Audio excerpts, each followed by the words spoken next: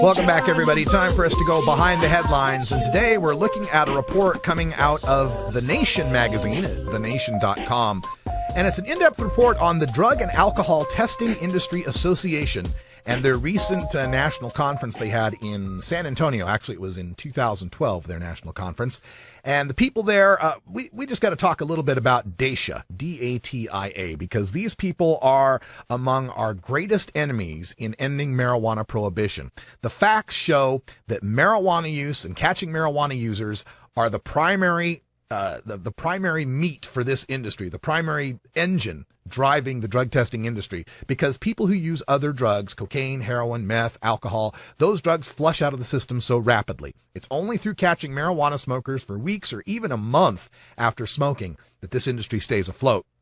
They had a keynote address there by Robert DuPont. He was the drug policy director under Nixon and Ford. He's now 77 years old, and he's pushing the whole Project Sam new paradigm, which is instead of having having our drug laws funnel people into prisons, let's have our drug laws funnel people into drug testing and rehab. And to that, he says, if they test positive, they go to jail that day. No discussion, no discretion, to jail that day. End quote. And The Nation writes, as DuPont finishes his speech, the hundreds of drug testing company representatives in the audience rise to give him a standing ovation. Now, of course, he's got a little bit in this for himself. Since the 1980s, DuPont has been part of a coalition of groups and been in the business of selling drug testing services to employers. As far as he's concerned, drug tests should be given to, quote, anybody who receives a benefit from unemployment insurance to welfare. Test them all, he exclaims. Nothing here in the story about whether people that receive, federal, bailouts like the bankers, whether or not they should have been drug tested. But that's a whole nother type of welfare, I suppose. Since 2011, there have been 7 states that have mandated drug testing for temporary assistance to needy families.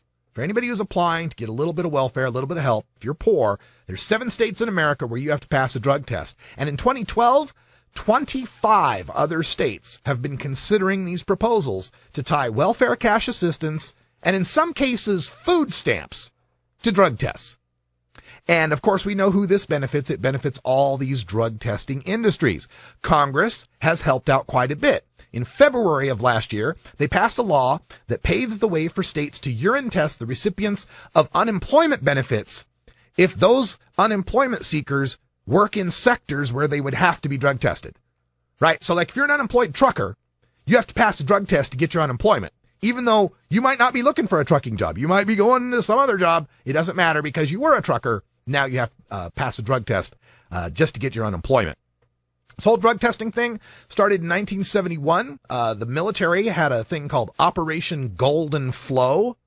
Gotta love these names. Operation Golden Flow, because they're so worried about all the soldiers in Vietnam. They were getting hooked on heroin. So we test their pee, which rarely detects heroin, but almost always will catch a marijuana smoker. That's exactly what it did. This led up into the 80s during the Reagan administration. In 86, where Reagan was issuing executive orders to drug test people in federally safety-sensitive positions. That followed there was a horrible subway wreck where a conductor was, found to have been smoking a joint. And that caused a moral panic, and everybody, rushed to drug test everybody. By 1988, we had the Drug-Free Workplace Act, which requires a urine test for anybody who's working for a company that's a federal grantee, and even some contractors. Now, of course, a worker who uses cocaine several times a week is more likely to pass a drug test than somebody who smoked a joint last week. And these tests ignore alcohol, which we all know is the drug that's most often blamed for workplace accidents. But that's not the way they sell it. DATIA and all their associated companies sell this as something that's going to keep the workplaces safer. The workplaces will be safer and more productive if we have drug testing. Unfortunately, these claims have been tested by the National Academy of Sciences. In 1994, they reviewed all the independent research on workplace drug testing and found hardly any, no evidence to back up these claims. In fact, one of the studies of the employers in the high-tech sector found that drug testing reduced rather than enhanced productivity. Why? Because intelligent, creative people like to smoke pot. That's why. By 2006, 84% of American employers are reporting that they drug test their workers. It's a multi-billion-dollar-a-year industry, and DATIA has 1,200 companies backing it up, and a Washington, D.C. lobbying firm, of course, Washington Policy Associates. Over the past decade, the drug testing industry and their lobbyists have now been focusing on what they call the new frontier, school children. In 2002, a representative from the influential drug testing management firm Benzinger, DuPont and Associates, DuPont, heralded schools as, quote, potentially a much bigger market than the workplace, end quote. That same year, the Supreme Court upheld the right of schools to drug test any student involved in extracurricular activities, from the football team to the chess club. And people in the drug testing industry actually are advocating for drug testing all school kids age 12 and up, but they haven't gotten that past the courts yet. And there's the fear that by drug testing these kids for pot, and these kids are not dumb, they know pot stays in your system a lot longer, that we're driving them to harder drugs, heroin, meth, or, in a lot of cases now, prescription drugs, which they seem to think are much safer because they're legal. Now, this is not an unstoppable wave of drug testing. A lot of employers are starting to find out that it's not worth their time. In 2006, HR Magazine cited HR professionals who said that drug testing shows no demonstrable return on investment. There's nothing to gain by spending money to weed out employees who might be perfectly effective workers. We've also found in the intervening time, like Florida, when they did their little drug testing law, that their governor signed, and his wife just happens to be an owner of a network of clinics that that profit from drug tests.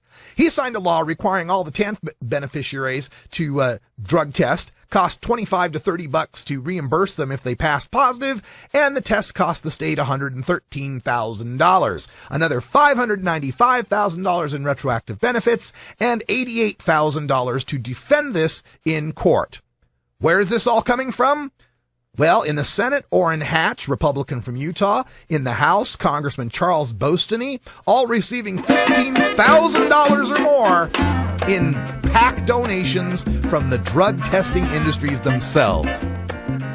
It's a money train, people. Has nothing to do with safety, has nothing to do with drug-free. It has to do with making money. Oh, have you ever met that funny reefer man? A reefer man. Have you ever met that funny reefer man? A reefer man. If he said he swam to China, he would sell you South Carolina. Then you know you're talking to that reefer man.